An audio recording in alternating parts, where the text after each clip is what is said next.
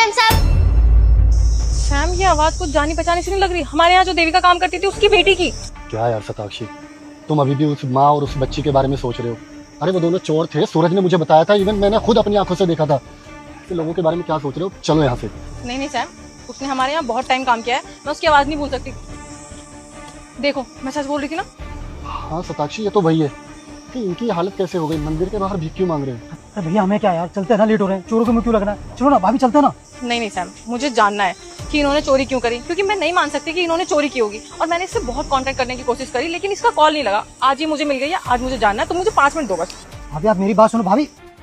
ठीक है, कोई नहीं, उसको बात करने दो और संतुष्टि करने दो। क्या संतुष्टि भैया, आपको पता है आपके सामने उसके पर्स से पैसे निकले थे।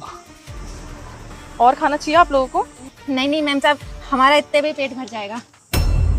वैसे एक बात पूछूं, आप इतनी छोटी सी बच्ची को लेके यहाँ इतनी धूप में क्यों बैठी हो? मैम साहब, मेरी मजबूरी है।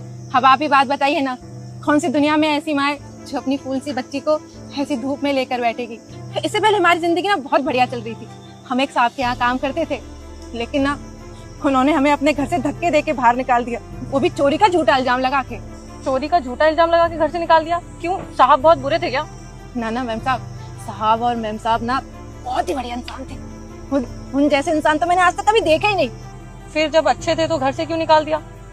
हमारे जो बड़े साहब थे ना, बड़े ही भोले इंसान थे, किसी की भी बातों में ना ऐसे चुटकियों में आ जाते थे। जो उनके छोटे भाई है ना, उनकी ना हम पे गंदी नजर थी। जब हमने इस बात का विरोध किया और कहा कि हम बड़े साहब और मैम साहब को सब कुछ सच सच बता देंगे, तो छोटे साहब ने हमको धमकी दी, अगर तूने ऐसा किया ना तो तेरे पे चोरी का झूठा इल्जाम लगा के तुझे घर से धक्के दे के बाहर निकलवा देंगे। साहब, ये क्या कर रहे हो आप? क्या कर रहा हूँ? देखो साहब, आप ये जो हरकत कर रहे हैं ना, मुझे इधर उधर छू रहे हैं। मैं बड़े साहब और मालकिन को बता दूंगी। अच्छा, क्या बताओगे बड़े साहब और मालकिन को क्या किया मैंने?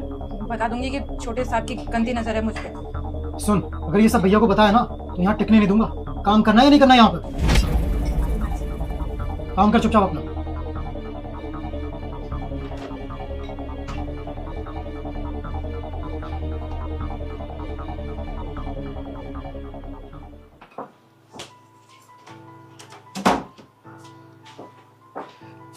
भैया मुझे आपसे कुछ बात करनी है। बोलो, क्या वो बोल? अरे बेटे, इस वीडियो को बिल्कुल भी स्किप मत करना। मैं खाटू श्याम हूँ। अगर तू भी चाहता है कि कुछ ही दिनों में महीने का 1 लाख कमाना, तो इस वीडियो को लाइक करके चैनल को सब्सक्राइब करके इसे अपने 3 मित्रों को शेयर कर और जाते जाते कमेंट में जय खाटू श्याम लिख दे।